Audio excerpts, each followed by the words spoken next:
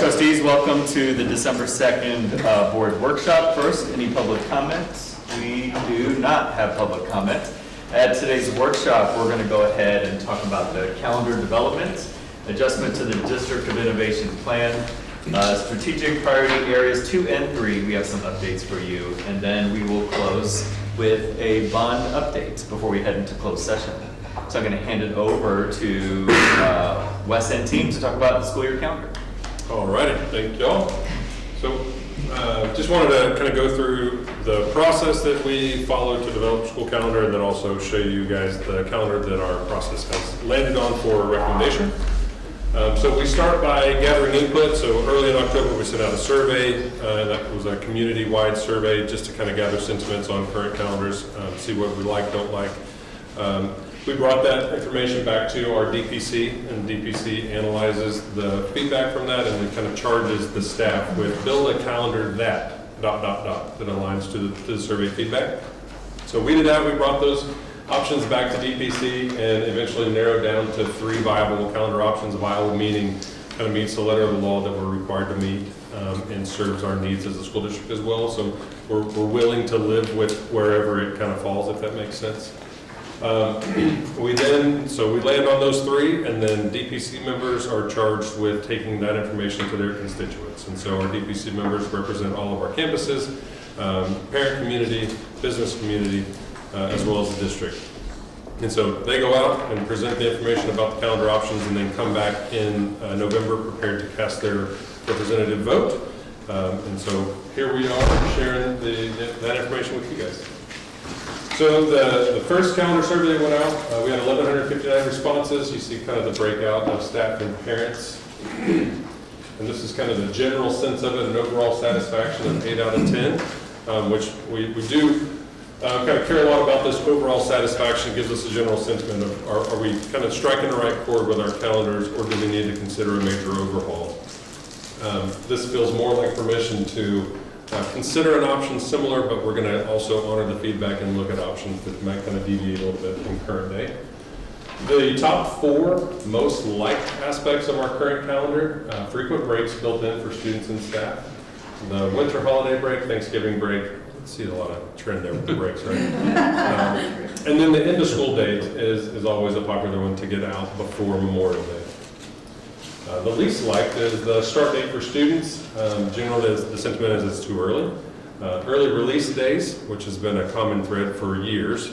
We have 2 early release days and haven't had more than that in a little while. There were a few years back we had quite a few more, and we got the feedback. These early release days do help us close out the semester. So you'll see in our calendars we have one at the end of the fall semester, one at the end of the spring semester, really just to help close out grades and eventually get kids across the stage for graduation. Also, not a lot of love from the 2 professional learning days, and so you'll see some options that kind of adjust those. And so it was really, I think it was the 2 back-to-back in February. And then the start date for staff also feeling early. So each option that I'm going to show you meets the following criteria. So the 187 teacher days, that's our contract obligation for our teachers. That's made up of 103 working days and then 4 comp days. 168 full student days and then 2 half student days. We do have 2 days of weather built in. So if we were to be closed for 2 days, we wouldn't have to make up any extra time for students. We have a minimum of 5 days of professional learning inside the school calendar. So once school starts, so that doesn't count the August PL days.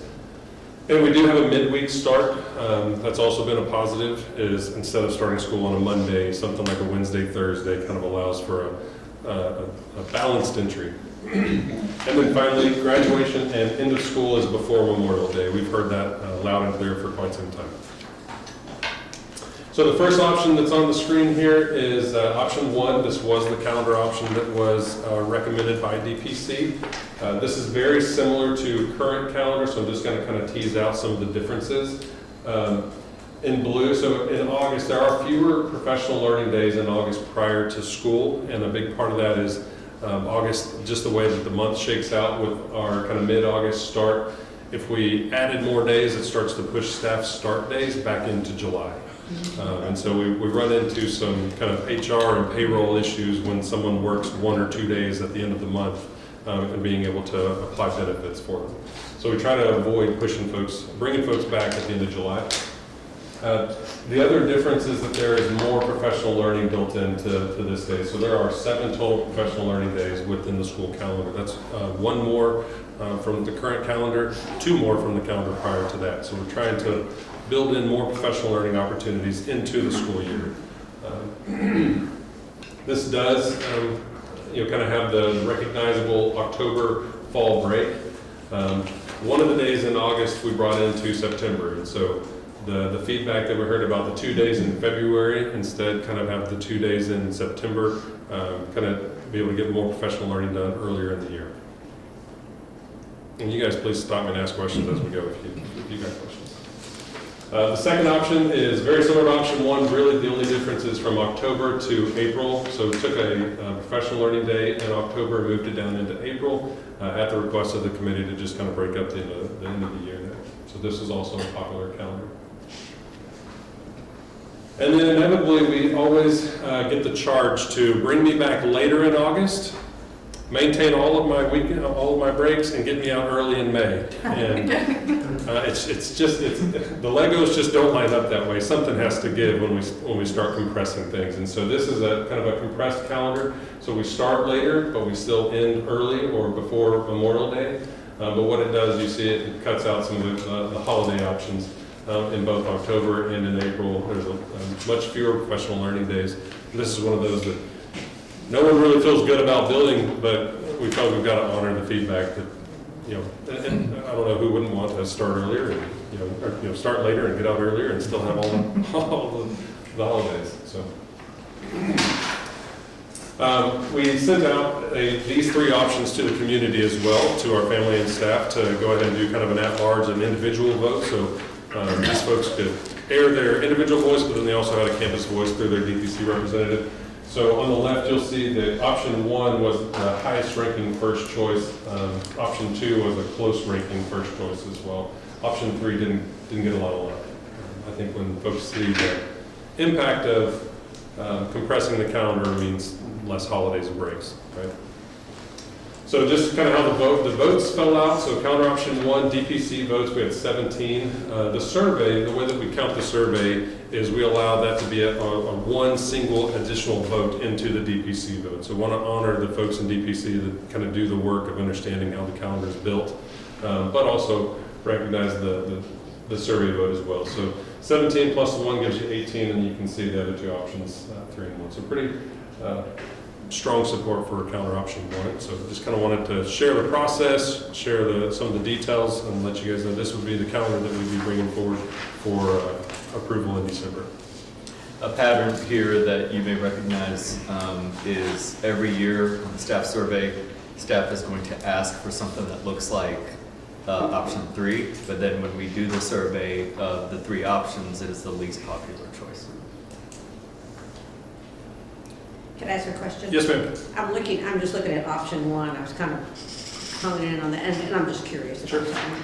On November the 3rd is a professional learning day. I'm just wondering, is there a particular reason why you chose that day? Most of them are tied to something else, but that one it doesn't look like, and the one in February are not tied to anything. February, President's Day, right? Yeah, but so what you're seeing is trying to kind of break up really the academic calendar a little bit to create some really intentional opportunities. And so some of those days will be used for professional learning. Some of those days can be used for instructional planning. Some of them can be used for conferencing. And so kind of try not to go too many weeks straight without having that opportunity to kind of have a touch point with the staff. That's what I thought they do. Because it's obvious that it's almost like every month. Right. There's 1 day. That's right. Okay. This year it happened to fall. It also met a calendar request to have the day after Halloween off. And so it just happened to be that November 1st was that day. I think if we honored it in this calendar, we would be taking, well, there you go. So Halloween's on Friday, so there you go. We're covered. They got the day off. Normally Halloween's on Wednesday. And I'm like, well, should take a random Wednesday off. That might work. A certain superintendent also wanted the day after the Super Bowl off, but that also failed. You would have had support over here.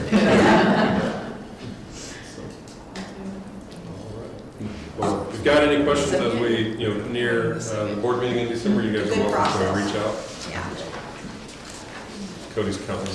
Yeah, September 1st, that's perfect. I was just making sure. That's right. The dove season. Dove season. Is it dove season? Yeah, it's opening due. I figured it had to go be sometime. All right, trustees, now we're going to hand it over to Dave Rainey, and we're going to discuss the adjustment to the DOI plan and councils. Hi, everybody. I'm Dave Rainey. I work with our school counselors and our school-based therapists. It's been a while since I've had the opportunity to present to you guys. I'm starting to wonder why. So it's good to see you again as everybody kind of gets ready. Get ready. If you've never seen me present before, get ready. You're in for a good one. I'm here today to talk about our District of Innovation, more particularly, specifically on how we staff our school counselors. I'll kind of give you a little bit of a higher view as far as what it looks like in the state level for school counselors, and what we're seeing at the state level is that at the state level in the state of Texas, our legislator continues to honor the importance of the role of the school counselor. We continue to see more and more code, more and more Texas Administrative Code, Education Code, that advocates for the role of the school counselor. So we see our legislative, in each legislative session is saying, this is an important role, and this is, these are people that we need on our campuses. They are also seeing a high demand for these roles. You can see that recently, in order to be a school counselor in the state of Texas, you had to have 2 years of teaching experience in the classroom before you could become a school counselor. Recently, the legislation has removed that 2-year teaching requirement. Love it or hate it, it was in a response to saying, we have a bottleneck here. We have a high need position, we have a high demand, we have a group of people that are supporting students in a number of ways, not just personal social, but also in academic advising. And we need to make sure that we have these people in their roles across the state of Texas. So the removal of that 2-year teaching requirement is the state's response in saying, hey, we're going to go ahead and alleviate some pressure for districts so that we can have more people coming into the positions. Another code that was Senate Bill 764, many of you guys were on the board when that was presented. That was the state saying school districts could choose to use safety funds to hire chaplains to serve in the role of a school counselor. You guys know that in Georgetown, we did not choose to do that, and we aligned with our community, and we didn't do that. The point of which I'm showing here is that you're seeing the state saying, hey, listen, we've got to open up the gates here to allow more people into these important roles. We're also seeing Senate Bill 179 that was passed last biennium, which we call the 80-20 rule. That says that school counselors have to spend 80% of their time on counseling-related duties and can only spend 20% of their time on non-counseling-related duties. Non-counseling-related duties like administration of tests, 504 administration, master scheduling, right? Things that aren't really directly impacting students in the way that counselors were intended. So you're seeing Senate bills being passed. You're also seeing the revision of the Texas Comprehensive Model for School Counseling. That was last written in 2017. It's kind of like the book that we all go by, and we don't do just random things. Teachers have TEKS, we have our competencies, and those come from that manual. And so a group has been commissioned to redo this manual from 2017, and we're expecting it to be released at the beginning of next school year. So you're seeing a lot at the state level of people saying this is an important role, it's a necessary role, there's a high demand role, how can we get more people into this role, how can we refine and codify the role of school counselors so they're doing what we intend them to do on our campuses. When we come down to the community level, the area, Central Texas, us and our surrounding districts, we're seeing that the competition is high. It is a tough to staff position. I meet monthly with a group called the GAD group, the General Area Directors Group, which ironically enough also stands for General Anxiety Disorder. So I don't know who named that, but it might fit. So we all get together, and I get to hear the stories of the struggles with hiring and filling positions. And I told my colleagues I would not name their districts in this presentation, but several districts have opened during the school year with vacancies in the school council position. And unlike, there's no long-term subs just waiting out there to fill these positions. So when you have a vacancy, you truly have a void. There's nobody there to do all those important roles of the school counselor. We have some school districts that have actually had vacancies and gone the entire school year with those vacancies. We know that several of our surrounding districts are hiring school counselors on what we call deficiency plans. They get far enough in their graduate school program to have their university write a deficiency plan, and the Human Resources Department can apply for an emergency certification for them. Hiring people on deficiency plans as interns has become the norm for all of our surrounding districts in the community as well. So we're seeing the state saying this is important, how can we open up the floodgates? We're seeing the impact in our community. And then here in Georgetown, we really are seeing it as well. We've been fortunate to start every school district fully staffed in the counseling world. However, we're not immune to the trends that we're seeing at the state level and at the local community level. And you can see our trends. Our last posting of summer 2020 had 85 applicants at the elementary school, and our most recent posting of 2024 was down to 10 applicants. You can see our middle school posting from 27 to 4, and our high school posting from 30 to 5. And so we have been fortunate, and we continue to staff our schools with great school counselors. But the trend is not, first of all, it's not a Georgetown thing. It's a state, community, and we're feeling it as well. And when you think about the fact, as you guys all know, that we're a fast-growing district, next year we'll have a new middle school, a new elementary school, or 2 years from now. Sorry, everybody. 2 years from now, we'll have a new middle school. That's 2 school counselors. New elementary school. That's another counselor. Right? Eventually we'll have another high school. 2, 3, 4, right? We're a fast growth district, and the trend and the need is there. And so because of this, because of the climate that's out there in general, it made me think, well, what can we do that's innovative? What can we do that's different? We've learned a lot about adaptive leadership in our DLT. How can we anticipate and maybe do something different than what everybody else is doing? And so what I thought about was our District of Innovation Plan. If you're familiar with the District of Innovation Plan, most school districts in the state of Texas are a District of Innovation. There's a site in TEA that lists every school district. You can click on it and read their plans. The District of Innovation is one thing that allows Wes and that team to meet to say we're going to move the start date.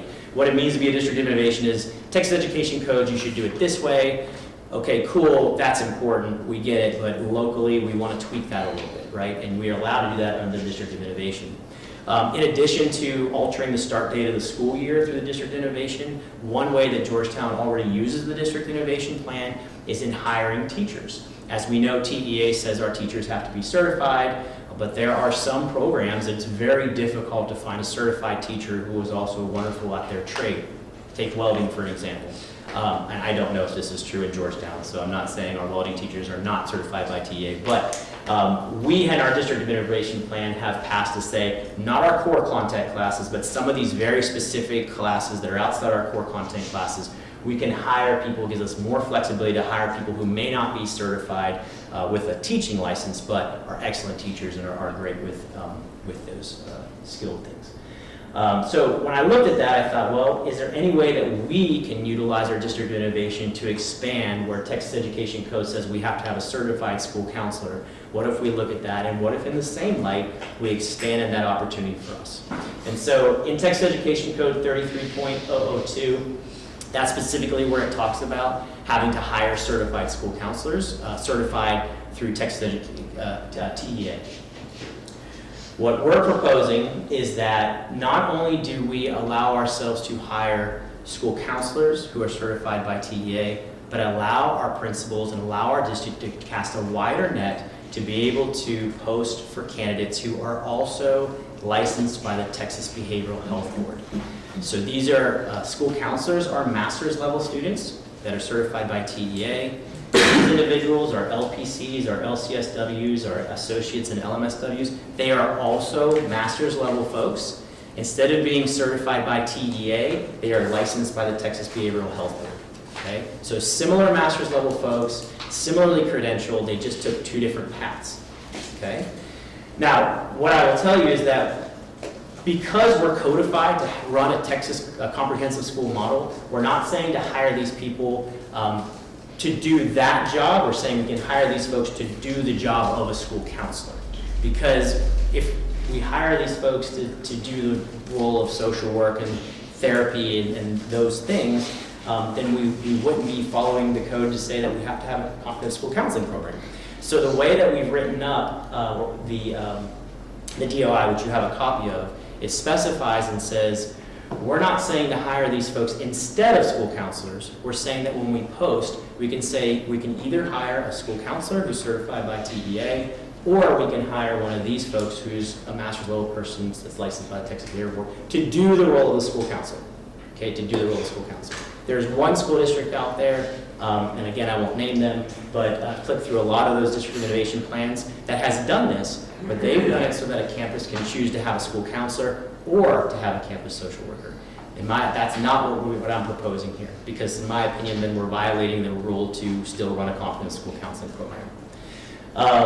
Just so you know, those licenses, LPCs, LCSWs, associates and LMSWs, those folks already work in GISD as part of what we call our school-based therapy team, right? So they are already licenses that are here working, but they're obviously working towards the therapeutic side of the work and the social work side of work. Whereas what we're saying is if a principal wanted to, we could post and we wanted to, we could say, hey, do you want to go ahead and only post for a school counselor, see what comes up? Do you want to go ahead and post for both and interview and hire the best candidate? The more that we have folks that work in school-based therapy, the more that we have that in our surrounding districts and family services teams and things like that are in all the surrounding school districts, the more often we have these type of licensed folks that are already working in schools, and that sidestep would not be huge for them. And that would be our responsibility to help them make that sidestep. To get to this point today, first, this conversation started in August, coming right out of hiring season, because that was tough. That was really tough to make sure our kids had the best candidates, or the best people in front of them. It was tough. So coming out of that, I thought, well, I'm worried about where we're heading, and I want to make sure that that if we're proposing this, I'm not doing something that our community would be. This is a foundational thing in our community that I'm proposing, and so I went out and I talked to a number of invested community members, people that are part of the Georgetown Health Foundation, people who have been in board member positions in the past, and I just asked them what they thought about this, and it allowed me enough momentum and traction. They said, keep going, right? There wasn't a big red flag. Brought it before the GISD senior leadership team in September, and again, keep going. Brought it before our elementary school counselors and our secondary school counselors. Hey, this is what we're proposing. What do you think? And it was keep going, right? Each time it was kind of keep going. We presented a DPC. That's the same group that Wes presented the calendar work towards on October 16th. Had our attorneys vet the language that's in front of you on November 11th. And then we brought it back before the DPC for a vote. And the DPC's vote was 18-4 and 3 against on November 13th. And here we are today, presenting to you this opportunity and answering any of your questions. Yes, ma'am. So are we not considering school psychologists? Not, well, to be honest with you, school psychologists are really hard to come by too. Well, I know. Really hard to come by. So I'm pretty sure that if But we come out of retirement. yeah, if we did that, I think we'd probably be arm wrestling between another department. That's a hard to fill position. That's a really hard to fill position. But you mentioned that probably because when I first came to this district, we have a school counselor who is an incredible school counselor and was doing this job as a school counselor that wasn't a certified school counselor and kind of had a cul-de-sac in her career. And so I would absolutely consider that. There's nothing against school psychologists in the position. I just know that they're very difficult to come by. These folks are folks that, when you think about working in a school in terms of working in a nonprofit, working in a school for these licensures is a really good job. And we haven't had trouble in staffing with those licensures. That's kind of why I went that direction. Yeah, but you wouldn't rule it out if somebody. I would. I'd have to amend the DOI, right, to specify that because it doesn't say in there. But I'm going to tell you right now, special education, Sherry out in there, they're like, we ain't letting one Oh, I go know, they yet. have fucking one for Yeah, themselves. yeah, exactly. They're like, you better say no, Dave. So I can feel the daggers on my back over there. So nothing against that licensure. I just know that they're a coveted position as well, and we're trying to expand our net, and that would be a pretty specific one. Yes, ma'am. Why would 3 members of the DPC vote against it? Do you know what their reasons were? I don't know their reasons. It was there were some proxy votes as well. The questions that were asked, the DPC asked really incredible questions.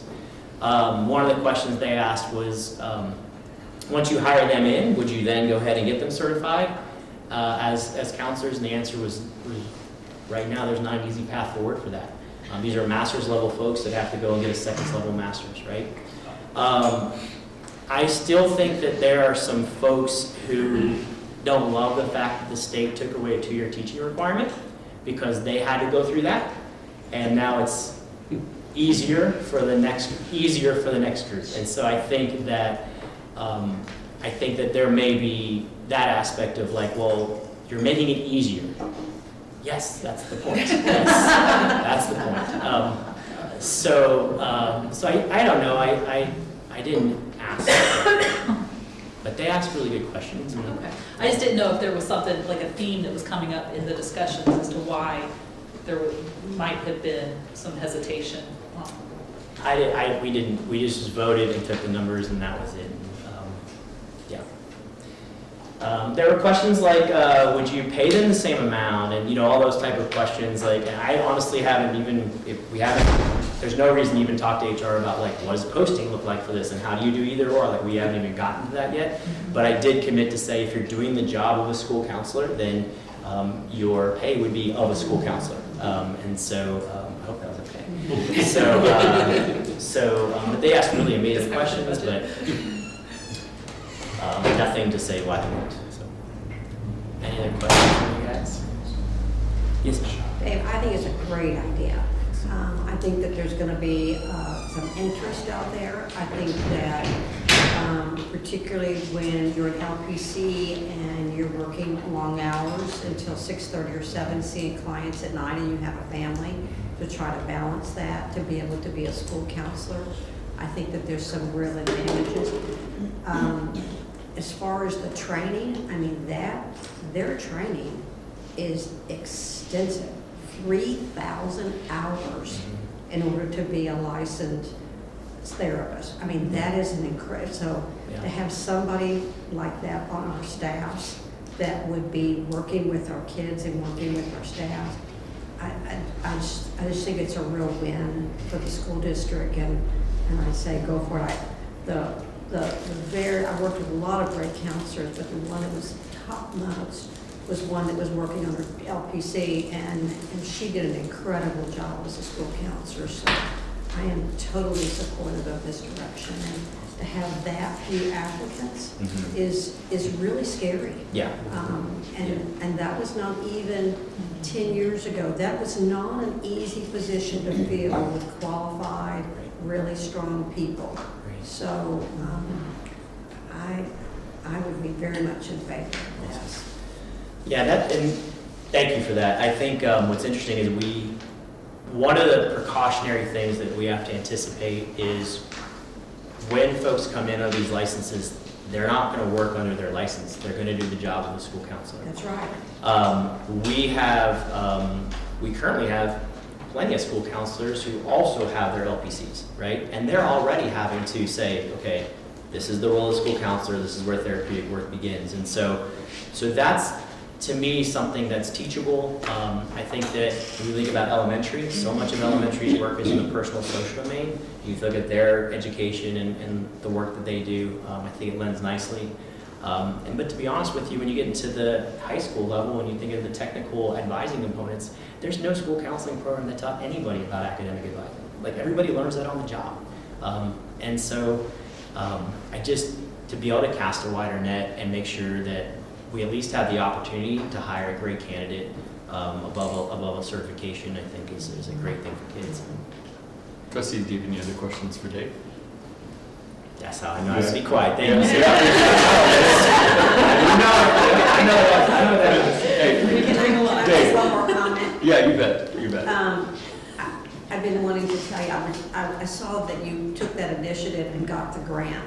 And I just want to thank you, and I'm sure for the board, to get that kind of grant, that took a lot of initiative to do on your own. And I would really love, in the months ahead, to hear more about it. Oh. And what it's looking like, and just the whole nuts and bolts and details. Well, yeah, we would love to. I will say we, but all that work, and I'll go on record saying, is our coordinator, Amy Rodriguez. She did so much work and continues to do so much work on that. So she gets all the credit for that. But she and I would love to come and present that to you if you get the opportunity. Yeah, that'd be awesome. Thanks. All right. Yeah. Thank you, Dave. Great job. Okay, thanks. All right. I thought I was being slick, but apparently not. I did it a lot, so. Yeah. Now, I'm excited for Dr. Heather Stoner and Stacy Sebeska to give us an update on strategic priority area number 2 here in the next 10 to 15 minutes. Let's do a quick overview of some progress we've made in strategic priority area 2, specifically 2.1 and 2.3, although I would assert that 2.2 takes care of itself a little bit better when 1 and 3 are working well. So it's kind of hard to jump into behavior without going back a little bit in time and talking about COVID and specifically post-COVID. So obviously COVID changed the way that we did school for a couple of years. And so after we were getting back kind of full time with students, we were hearing from a lot of campuses and teachers about some specific and significant needs we were seeing with student behavior, and teachers needing maybe some more tools and support in that area. And we, of course, got a group together, did some data digging and some planning, and noticed that throughout the district, we didn't have really a systemic way of supporting student behavior. There were some incidental, like really awesome things, and not to say there weren't some really great foundational things happening, but it wasn't systemic. There was no way that we were guaranteeing that in every classroom that there was best practices happening for behavior like we would want to guarantee for academics. Like we say that every student gets a guaranteed viable academic curriculum. Same kind of idea is true for behavior if you want to see the most ideal outcomes. So throughout that kind of research on, what do we do to help support in the classroom and with our students, we decided to partner with Emergent Tree, which you probably have heard us mention before. And we chose that, and for you guys that weren't here, we chose that purposely because Emergent Tree was the provider for our tier 3, like our very top our kids who need the top tier of behavior support. And so for us, it was nice to have that continuity of vocabulary and approach so that every student in the district, regardless of the level of support they need for behavior, is hearing and receiving that same system. And so this is a system, and we talk about this being our tray of behavior supports. And so we are guaranteeing that our students in our classrooms were able to say that they are being supported in behavior using this approach. It provides boundaries, it provides some bumpers for classrooms and campuses, but still provides some autonomy. So you'll see on all of our campuses, they should have an acknowledgement system, right? That's feedback for students that they're meeting our expectation with behavior. That can look different ways. So the autonomy is how you carry that through. So at some campuses in elementary, I'm thinking maybe they do signature cards. So a kid is meeting the expectation, that teacher's giving feedback that, oh, you're doing a great job. I'm gonna give you positive feedback. Correction's also on there, right? We also provide negative feedback or redirection if we need to. But what makes this so effective is this idea of skill building, which is right in the middle, that we see behaviors or misbehaviors as an opportunity to build a skill. So it's not just that a student is choosing to misbehave, we're gonna approach it from the idea that there's an instructional opportunity to help provide that kid with that, whatever skill is lacking. So it's all of these things together. It's all of these things, this is a recipe, all of these things have to be in place in order for us to say we have a really strong system of supports for behavior. And that's what we are doing in all of our classrooms, hopefully in all of our schools. And so we're in year 3 with our partnership, and this year looks a little bit different. So the first couple of years with the Emergent Tree, they provided coaching, a universal screener, a year-end review, and then training for our teachers. And I've mentioned this before, but this year we did some things differently with our general education behavior coordinator. And that came from work done with our elementary behavior design team last year, where they looked at all the data, because that's where we were seeing a lot of the behavior needs with the elementary. We looked at the data, we got feedback from teachers and students and parents and administrators on what should our focus areas be based on that data. And so this year, really looking at providing training. We have done more training with behavior, building those toolboxes for teachers than we ever have since I've been here at least. Again, really trying to change that mindset to an instructional approach for redirecting behaviors and focusing a lot on system supports for students. So any great tier 1 foundational system, whether it be teaching reading or teaching behavior, you're gonna hope that at least 80–85% of your students, that's all they need to be successful. But you're gonna expect that there's gonna be a percentage of students that need additional supports. And so let's be proactive in that. What's our system in place to help meet those kiddos where they are and give teachers the tools they need to provide those supports? So that's a lot of what our general education behavior coordinator, Monica Myers, has been doing this year as a total benefit. She has been alongside Emergentry the past couple of years with this, and again, Emergentry would come in a couple of days a year for each campus. Monica's here every day on campuses providing training, system support. There's stories that I can give you lots of examples of how she's on campuses working with teachers, working with kids, working with teams, doing trainings to, again, try to help build those muscles for effective behavior supports for students. So the whole point of today is to kind of give you some evidence on like how are we making progress towards meeting our goals. And so the use of the general education behavior coordinator has really been key to helping move this work forward this year.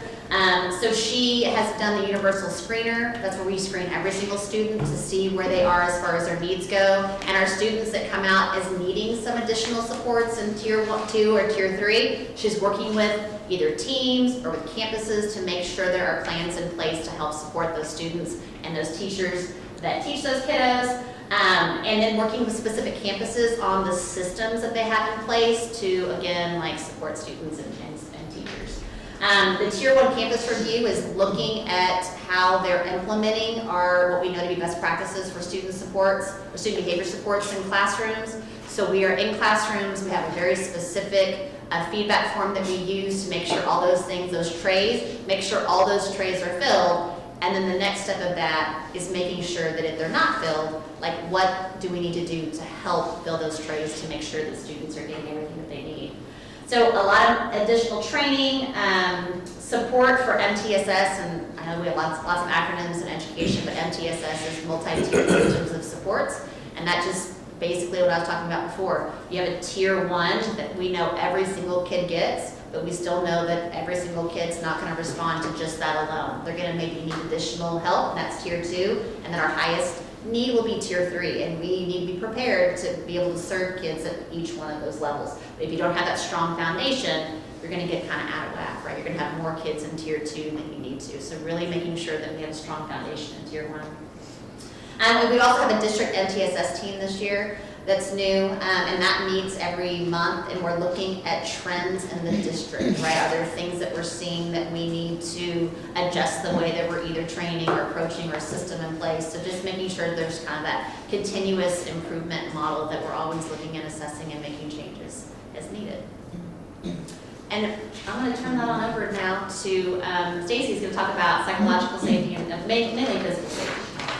So moving into safety, and I'll keep it brief because you guys often get updates from Dr. Stoner about safety. So these are all the things that you've heard about lately. So one thing that we want to highlight is our district student support team. So anytime a student has one of those bigger behaviors and there's potential harm to self or others, we have a whole process that our counselors, our administrators, they go through at the campus level. And if they do determine there's a reasonable threat of harm to self or others, then they create not just a simple action plan, but what we call a student support plan. And so it's really a comprehensive plan of student support, and they fill that out as a team at the campus level. And then they now send all of those campus plans to our district team. And you can see our district team, we have people from counseling, Dave's on there, SPED, 504, health services, and our team gets together bi-weekly and we review all of those plans. And what's great about that system is instead of campuses having to pick up the phone and call Dave and then call me and then call SPED, we're all in the same room talking about it. Also, we each have individual information that we can share with each other so we can really talk about the big picture about what's going on with a particular student. And so what we've seen happen from that is we're able to make decisions in that room, provide feedback to campuses. Sometimes we go through the plans and we find, hey, maybe they missed this step or they haven't tried this. And so we'll contact campuses and say, hey, think about trying this for the student. And then also campuses, when they get to the point where they have exhausted everything that they know how to do at the campus level, we have a form they can fill out, and they can request a meeting with us, and they come in and either come in person or they come virtually, and they go through everything that's going on with the particular student, everything that they've tried, and then our team can get together and we can come up with a plan even beyond that. So it's really a supportive system for our highest need students that's been beneficial on the district side, on the campus side as well, to support students and ultimately campus safety as well. And then more on the physical side, so school marshal update, all marshal positions have been filled. And we've been able to hire a lead marshal, which is great because marshals have somebody that they can go to, and then that person can work with Wes. And then also our lead marshal is part of our safety team that meets once a week with me and Heather and Mindy. And our lead marshal has law enforcement background, so he's able to bring that perspective into our group. So that has really been great. And just a lot of stories that I could go into that I'm not going to go into, but with our marshals, just having somebody on every campus who their main focus is safety has been wonderful. They've also been able to take a lot off the plates of our assistant principals that have so many things on their plates. So our safety APs have been able to hand some stuff to them, so that's been really good. Our district vulnerability assessment. This is something new that TEA is doing. So now once every 4 years, they're going to assess every district on all of the safety standards that have come through from all that legislation that you've been hearing about. And we're the lucky ones that we got picked for year 1. So ours is coming up in January. And so what we did is we went into Sentinel, is the new website, the safety website with all the things. They have rubrics on there at the campus level and the district level for this assessment. So we downloaded that. All of our campuses have that rubric, and they've been checking to see proactively, do we have all this stuff done? If not, what's our plan? And then we did that at the district level as well, with maintenance, technology, anybody who's involved in any of those components. Some of the things are like the fencing and the windows being reinforced. And also something new is twice yearly maintenance, where not only do you have to have the safety standard, but you have to maintain it. So we'll be checking for that as well. So hopefully that will go well. And then the last thing is on November 1st, Mindy Petty, I want to give a shout out to her. She coordinated a reunification drill using our new software Raptor that we use for our SPAT.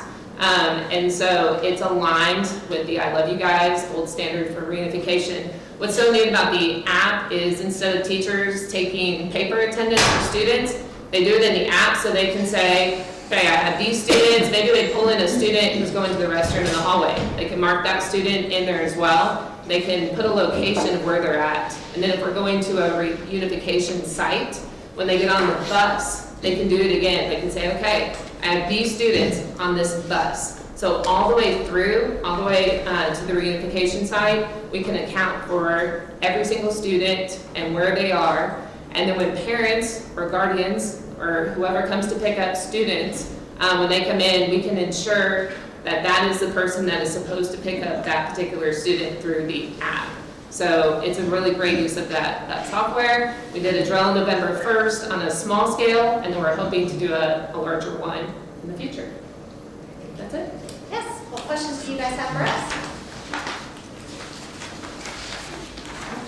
All right, thank you, Dr. Stoner and Stacy, you did a great job. And now we are going to pivot to Miss Amanda Johnson and Leslie Calamontes to talk about priority area number 3. Yeah, so we'll keep ours to 10 or 15 minutes as well, to make it quick for you guys. I do want to say that we're excited to talk to you guys again about what we've been doing the last couple of months for recruitment and retention.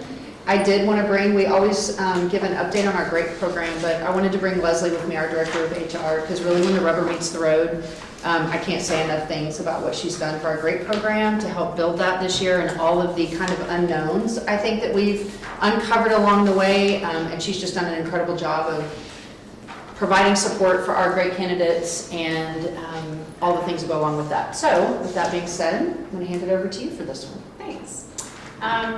So great. Georgetown recognizes and elevates aspiring teachers. We have 13, as you know, current cohort members who are in classrooms filling vacancies this year, and they're doing amazing.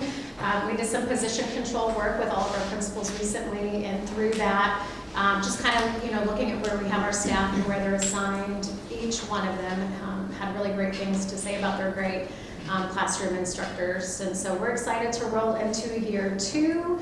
As we're continuing to wrap up year 1, we're also launching year 2 for GREAT. And so our application process, the whole calendar for GREAT this year is significantly bumped up. We didn't begin this process, you may remember, until March of last year. And so beginning in December is exciting and daunting. The application goes out next week. And so what we're really asking our principals to be the hype behind that. There's nothing like going and personally connecting with a para and saying, I love your work on our campus and in our district.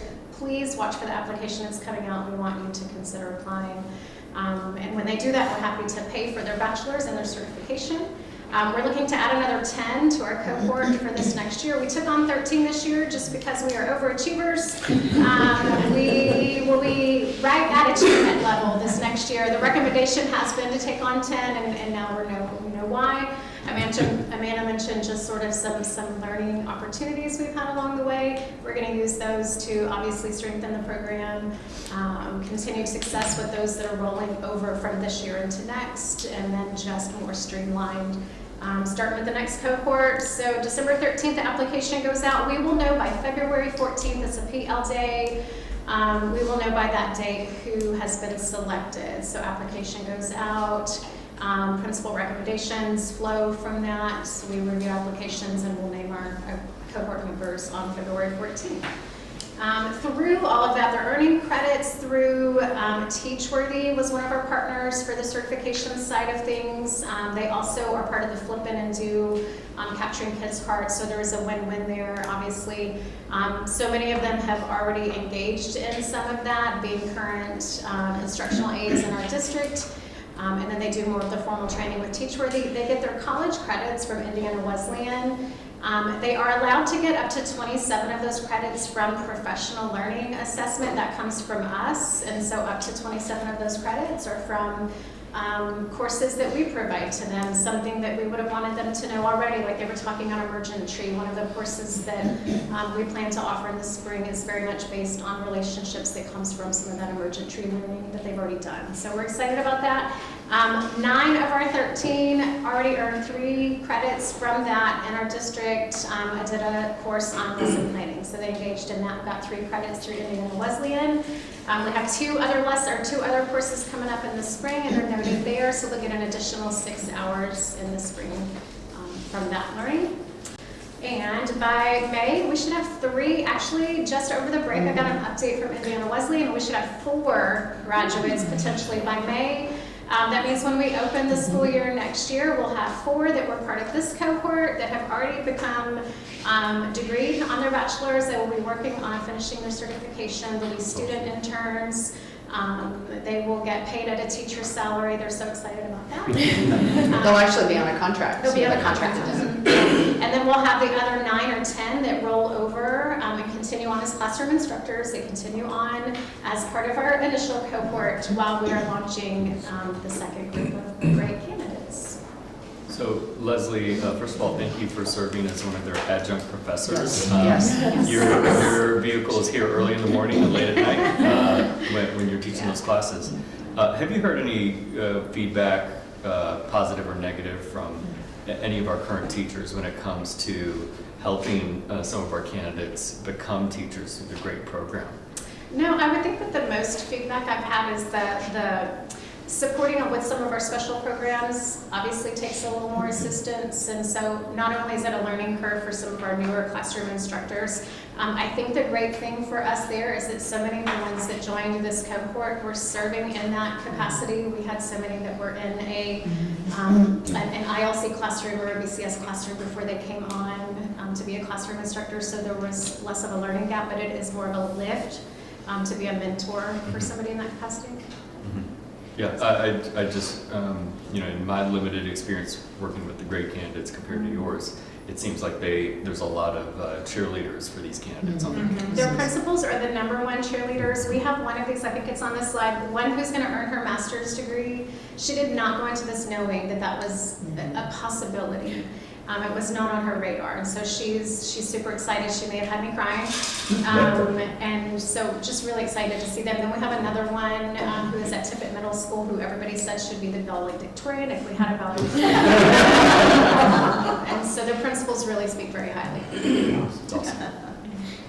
It's been a really great experience. Yeah, great. And I think we've said this before too, but we feel like it's the one thing we have control over in terms of recruitment and development of our staff and really the retention piece of it as well. In fact, the candidate that she's talking about that's going to earn the master's degrees moved her family to Georgetown and doesn't plan to leave. And so that was kind of the purpose when we did this, right, was the hope was that we would help support them through this journey, but then they would also become dedicated GISD employees, right? That's the hope. So anyway, any questions about grade? That's awesome. All right, the next few things I'll go through with you all. Wanted to preface it with the next 3 items were at the last November board meeting, we did a $300,000 critical needs request for a budget amendment that you all approved. And so wanted you to know that these items were a part of that process and that conversation. So this is not in addition to. So the first one, and I put this along with another one I'll talk about here in just a second, but the teacher referral bonus and the information on that is in your folder with the specifics on that. So the hope behind this is that we have GISD employees that love GISD and want to recruit people to come and work for us. And so it's an opportunity for staff members to earn up to $500. New hires and rehires are eligible. Those that are not eligible for so let me back up. New hires and rehires are eligible for people to earn this $500, right? But hiring managers, principals, directors, and above are not eligible for that. Obviously, that could look like a conflict of interest, and so School board members. yeah, I guess you could add that at the bottom. Yeah, it is written there at the bottom of that, but we're excited to launch that. That'll actually go out tomorrow. We gave principals a heads up before we left on that, and so we're excited to see what we get from that. The second thing that we have launched this semester is actually we'll start for the spring semester, is a student teacher stipend and sign-on incentive. And so in looking at some of our surrounding districts, they've been paying for student teachers. And so we decided I'm a little bit competitive, so our $2,000 is more than what some of our surrounding districts are paying. And so we will pay that for them to come. We have our group of 15 coming for the spring, so we're excited and hope that we can keep many of those to stay on. And if they do that, they will get an additional $1,000 if they sign on and stay with our district. Yeah, so excited about that. The other piece that we kind of built into this process is our team will meet with our incoming student teachers, actually in the next, I think Rosie's meeting with them next week, and go through this whole process with them. And they will be required to become a substitute teacher with our district, which is actually, I say it's a requirement, it's actually a benefit, not just for the district, but for them as well. It's one, how we get them in the system to pay them, but the other side to that is there are some programs that allow them at a certain point within the program to actually sub for the teacher. And then when they do graduate in April, we're hoping to keep them on as subs for ourselves. And then hopefully we'll get them to sign on and stay with us. So 2 things we have going for us with recruitment. Any questions on that? All right, last but not least is our Dr. Paddle has been around at campuses and asking for feedback, and over again we've heard about our BCS and ILC paraprofessionals in pay grade 303. I've actually put that one pager in there so that you can see all of those employees that fall within pay grade 300. But specifically, we wanted to do something mid-year to be able to increase pay. You know that we do work with TASB. Every January they come in. We are planning on doing that work again this year. And so I do want to note that it is really important for us and for our employees to know that pay grade 300 in general is always on our radar, and will continue to be as we move into this next spring season while we work with TASB. But our BCS and ILC paraprofessionals work with our highest needs kids, and we feel like just from a retention and recruitment perspective that we would like to ask for a mid-year adjustment to our compensation plan with the 50-cent increase in pay for those particular employees in that pay grade, which would be a total cost of $39,941. And as I mentioned earlier, that was worked into the $300,000 critical needs that Jennifer spoke about at the last board meeting. Advantages to doing something like this include the 50 cents, obviously long-term stays within the pay grade, it doesn't go away, versus just a one-time retention pay. It's also TRS eligible. And so I think the long-term for employees, that is more advantageous for our BCS and ILC paras. And then I mentioned earlier that we do plan to evaluate compensation for all employees beginning in January. Already have that on the calendar to meet with TASB starting at that time. And so you'll be hearing more about compensation as we roll into March and April. Questions? All right, thank you, Amanda and Leslie. Awesome. We're going to close out this board workshop time with a bond update from West Vantage.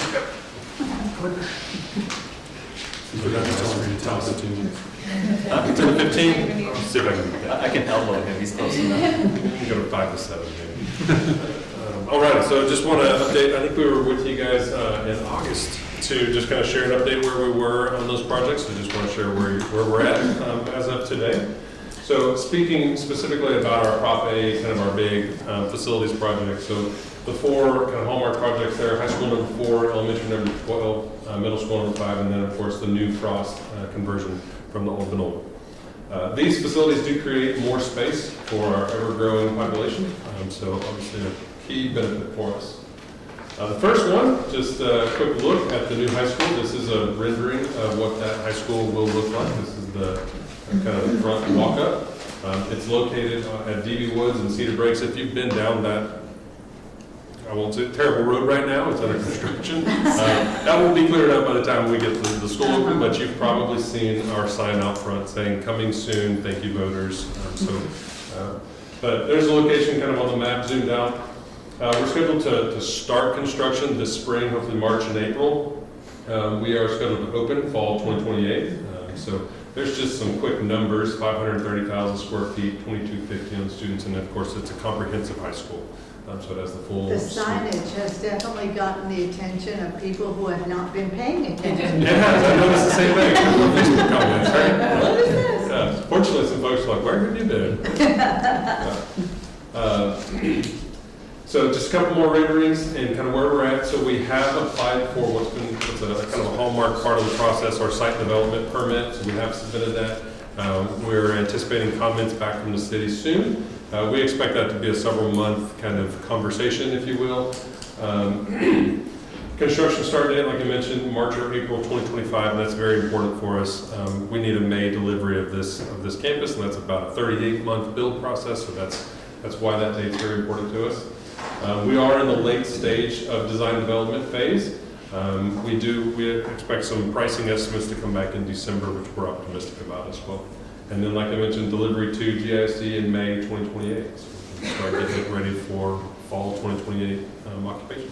Mr. Chair, did you have a question? No. No, this is really awesome. Yes, it is probably the part I personally am most excited about is the field nestled up to the back of the cafeteria. It's really neat, yeah. So looking in the glass in the bottom picture, you'd be actually peering into the commons or the cafeteria. So looking out, you're looking out over the football field and track stadium.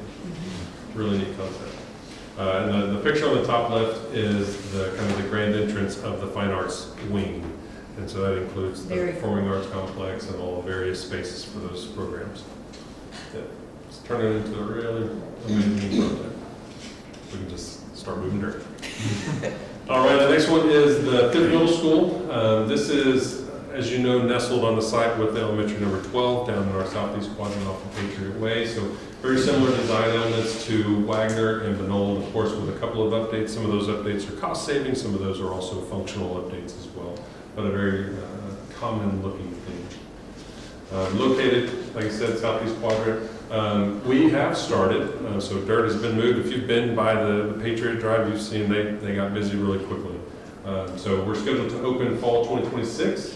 It's 181,000 square feet, 950 student enrollment, And like I mentioned, that's shared site with elementary number 12.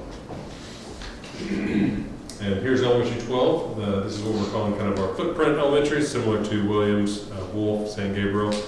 So no major variations other than it's kind of a mirror image. So the cafeteria and gym is flip-flopped onto the other side of the building, but all the rest of it is all very similar in terms of kind of footprint and layout.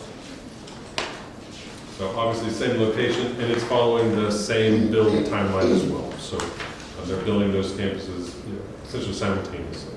Here's a quick look on that side. So not too long ago, this was all wooded brush.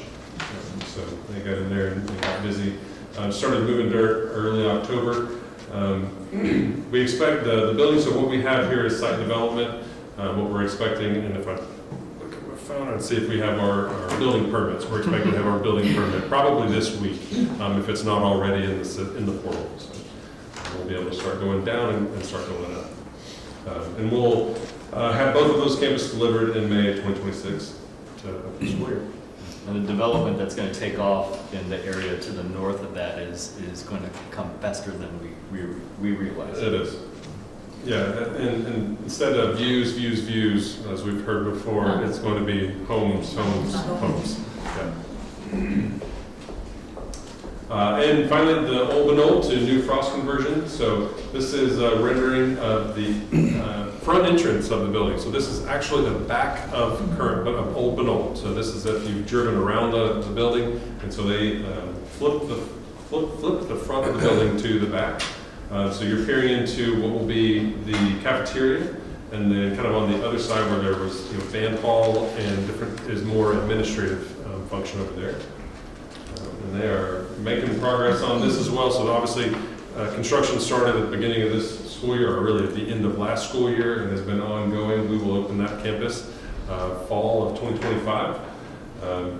It's 127,000 square feet, so you can kind of compare. We were 100,000 on the elementary 12, about 180 on the middle school, and that'll jump the enrollment capacity from 450, or jumps at 450 up to 850. So that'll create some flexibility in that area of the district. And of course, this is a renovated middle school site.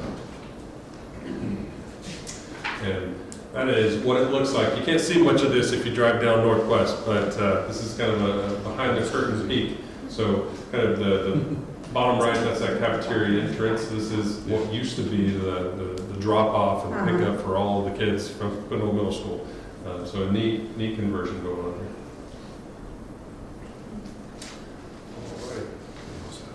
Switching gears to kind of what's next, we have our Citizens Advisory Committee, and we have created kind of a quarterly timeline where we keep them up to date on this information as well. We had our first one in September. We'll meet with them in February and again in June. And obviously coming in the spring of 2025, we've got some grand openings and we've got some groundbreakings. We're going to let the weather kind of clear out where we've got nice clean weather patterns for the groundbreakings, so just be on the lookout for those dates. And of course, the grand reopening of Frost Elementary. But we've got a lot to look forward to this spring and for the next several years in terms of these projects. So, any questions or comments? I think I stayed under your... Oh, it was excellent. I do have some questions. Yes, So ma'am. it has nothing to do with this, but it does have to do with rooftops. So on Shell Road, the Woodfield Preserve is going up like popcorn, and I know they feed into McCoy. But on the other side of Shell Road, that looks like it's going to be a bunch of houses real quick. She's talking to you other, you won't have a... Yeah, you wouldn't Okay, have too it, far but- south. Yeah, it's the Shell Road Northwest, I guess. So those students would go to Village, I would think, at this point. Right now, under current zones, that's correct. Yeah, we've had that, I was actually at Village, and Mr. Dorhauer, the principal, and we were just talking about that. It's one of those things, a lot of people ask questions of, hey, in 2026, what's the zone for this school gonna look like? And really, we don't wanna make those decisions until we get about as close as the needed date as possible, Yeah. because that development's gonna take off. I mean, it's a reality that we will continue to, probably every 2 years, have to have a rezoning conversation so. for some portion of Georgetown. It's crazy. Well, It's everywhere. Yes, ma'am. on the new high school and Is there land there? I don't know how much land is there. Is there land there for a middle school? I mean, did I hear that somewhere along in the past? No, you're correct. So on that property, we have land for both a middle school and an elementary school, kind of in escrow. So it's not necessarily platted anywhere on the site, but we do have land for that opportunity. Yep.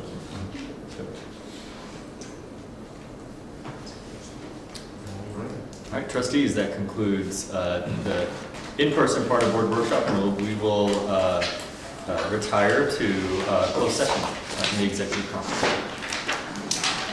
Thank you all. Thank you, guys. Thank you, guys.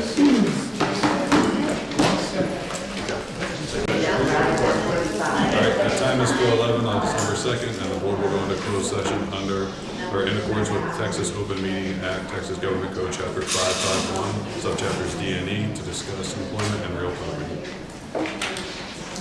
Thanks, sir. Now we're official. All right, the time is 4:55 PM. The board went into closed session at 4:11 PM, and we now return to open. With no further business, we will adjourn the workshop.